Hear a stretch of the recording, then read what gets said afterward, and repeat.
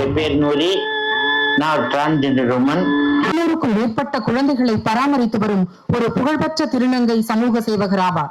சென்னையில் வசிக்கும் இவர் தன் 34வது வயதில் HIV-யால் பாதிக்கப்பட்ட நிலையிலும் தற்பொழுது 70 வயதும் கடந்தும் அஞ்சாமல் பல குழந்தைகளை காப்பகத்தில் வளர்த்து அவர்களுக்கு தாயாக அன்பை பொழிகிறார்.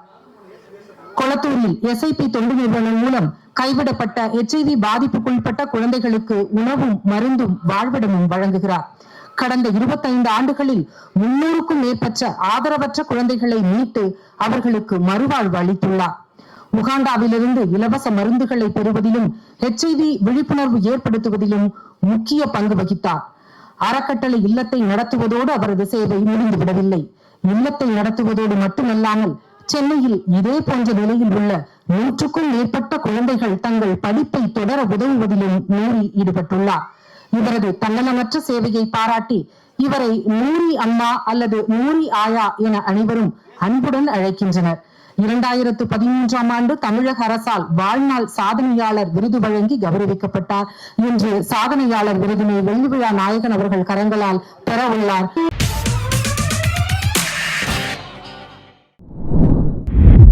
என்னுடைய பேர் நூரி. நான் ஒரு டிரான்ஸ்ஜெண்டர் உமன்.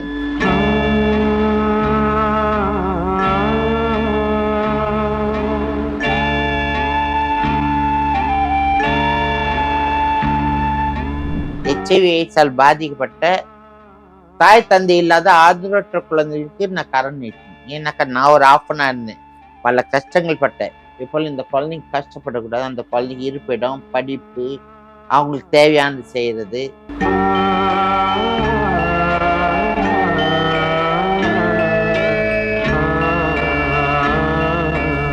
அந்த குழந்தைங்க தான் எனக்கு உயிர் மூச்சு.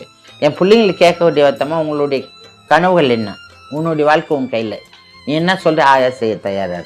நான் படிக்கலை, என் பிள்ளைங்களுக்கு சோறு போடுறதுனால கல்வி கொடுக்குறேன். 200க்கு மேல் குழந்தைங்களை தத்து எடுத்து வளர்த்துருக்கேன், நல்ல வழி காட்டியிருக்கேன். 42 குழந்தைங்க திருமணம் பண்ணியிருக்கேன்.